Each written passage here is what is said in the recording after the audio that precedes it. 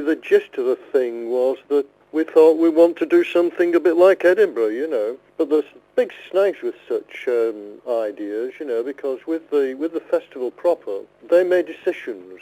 They decided when the festival was to be, they decided on the operas, they decided who they would engage, they decided who would be the supporting programmes and all that sort of thing. But the Fringe couldn't do that. That wasn't part of our remit at all. All we had to do was really present an idea to would-be performers. We didn't vet anybody, we didn't invite anybody or anything of that nature, We just crossed our fingers and hoped people would come.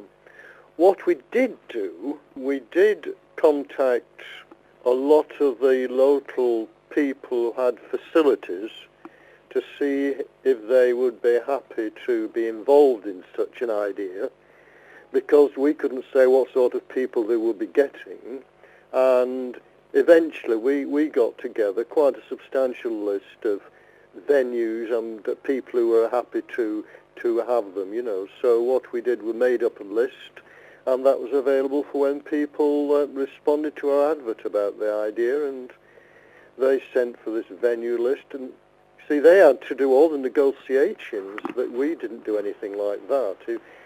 For instance, if I was a would-be performer on the Fringe at that particular point in time, I would get the list from the committee, decide where I would think I'd like to perform, and get in touch with the people who owned the place and chat things over with them as to time, venue and costs and expense and all that sort of thing. And all that was done between me as a performer and the people who were going to offer them facilities for me to work there. I mean, what was your memories of the first Fringe? Do you remember seeing it as a success? Did it all run smoothly? Yes, I think it did. It wasn't the size, obviously, as it is now. If we got half a dozen events a day, we were lucky, And with it being such a small number, it was easy for it to tick along. We did have one or two who opted out after we'd made the programme out, but generally, yeah, I think it did tick okay. And how long did you do it for? Oh gosh, I don't know, 2-3 years. Because you see, I was organising adult education at the same time, and I was also involved with the competitive music festivals, so I was up to my eyes in things really, and I was trying to get my own work going as a painter, So I was deeply involved, so I was happy to let someone take over once we'd got the thing ticking. And how intriguing has it been for you to just sit by and no doubt watch it develop as someone who still lives locally? It's been terrific, to know that, because I've been involved myself ever since, because I've exhibited most years, I used to, in fact, I exhibited the year the festival started, so that I was pre-Festival Fringe.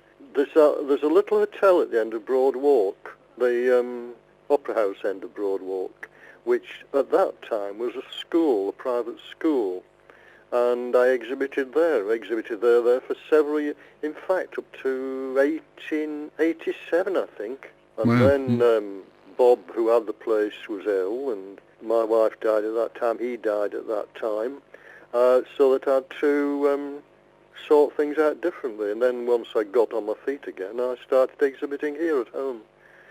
So that I've been involved with the festival, so I've been seeing it from a distance, as it's developed.